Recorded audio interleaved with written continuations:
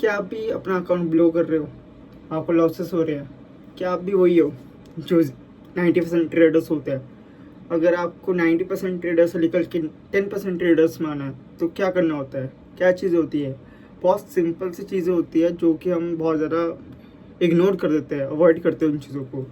देखो, बिना time waste किए वीडियो पे सीधा मैं बात करता हूँ पॉइंट की, कैसे आप 90% ट्रेडर्स से हट के 10% ट्रेडर्स में आ सकते हो। क्या चीज़ें वो फॉलो करता है 10% ट्रेडर्स, 90% ट्रेडर्स नहीं करते। तो पहला पॉइंट होता है डिफाइंड स्ट्रेटजी। आपके पास डिफाइंड स्ट्रेटजी का यही मतलब है कि आपका कोई स्ट्रेटजी नहीं है, आप रैंडम ट्रेड्स ले रहे हो।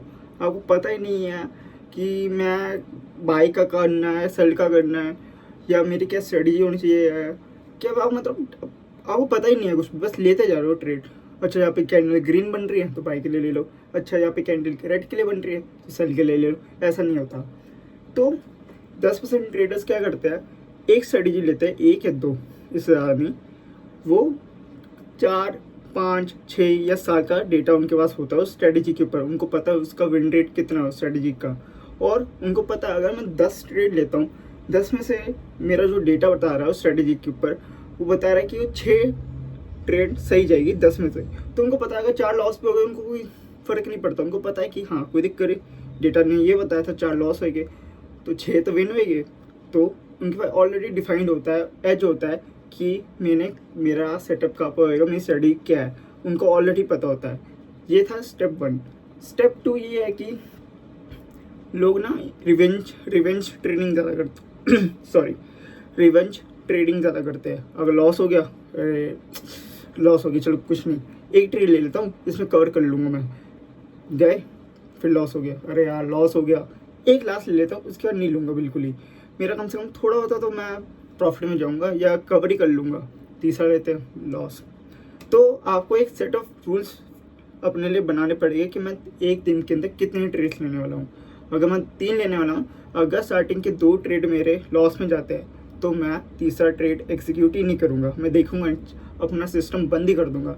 अगर पहला ट्रेड आपका सही जाता है, सेकंड ट्रेड में जाता है उसमें चल जाता है, पहले में सही गया, दूसरे में गलत गया, तीसरे में आप चांस ले सकते हो ट्रेड के लिए, आपको अगर आपको अपना सेटअप दिखता है, नहीं तो नहीं लोगे। तो एक सेटअप रूल्स होना चाहिए आपको कि कितने ट्रेड्स आपको लेने हैं। और रिवेंज ट्रेडिंग मत करो, लॉस और विन चलता रहता है ट्रेडिंग पे। तो ये नहीं है कि बस हाँ करते लॉस हो गया फिर से करते जा रहे हो, लॉस हो गया फिर कर रहे हो, नहीं, बिल्कुल नहीं।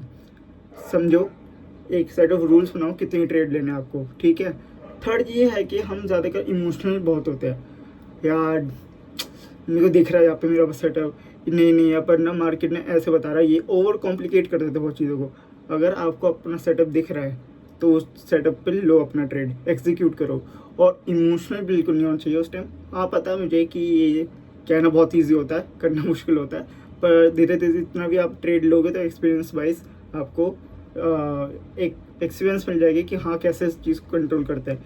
क्योंकि मैं तो नहीं आने वाला आपको कंट्रोल करने की, नहीं यहाँ पे ये नहीं करना, ये नहीं करना, ये तो आपको खुद ही करना पड़ेगा और खुद ही सीखोगे आप जैसे जैसे अपना एक्सपीरियंस गेन करोगे। तो इमोशनल ट्रेडिंग बिल्कुल मत करो इमोशनल के बेस पे कि यार लग रहा है मेरे को ऊपर जाएगा, नहीं भाई, लगना वगना कुछ नहीं है। अगर सेटअप बोल रहा है कि हाँ बाय है तो बाय के ले लो, अगर सेटअप कह रहा है सेल के लिए तो सेल के लिए देखो। इमोशनल बेस कुछ नहीं, ये 3 चीज़ें आप पहले तो ये है कि डिफाइन कर लो अपनी स्ट्रेटजी, ठीक है। सेकंड ये है कि रिवेंज ट्रेडिंग नहीं करनी, एक सेट ऑफ रूल्स बना लो कितने ट्रेड लेने हैं आपको दिन के अंदर। तीसरा, इमोशनल ट्रेडिंग बिल्कुल नहीं करनी। आपके एक स्ट्रॉन्ग माइंड सेट होना चाहिए कि मेरा अगर सेटअप दिख रहा है तो मैं लूँगा, नहीं दिख रहा तो नहीं लूँगा। और हर दिन ट्रेडिंग डे नहीं होता है, हफ्ते में 2 बारी मिल जाएगी या 3 वाली मिल जाएगी, ये होता है, हर दिन ट्रेडिंग का दिन नहीं होता। अगर आपको कोई भी डाउट है, कुछ भी है, कमेंट सेक्शन में पूछ सकते हो, सब्सक्राइब कर सकते हो इस चैनल को और भी ऐसी वीडियोज़ के लिए और भी इंफॉर्मेटिव वीडियोज़ के लिए। तो मिलते हैं नेक्स्ट वीडियो पे।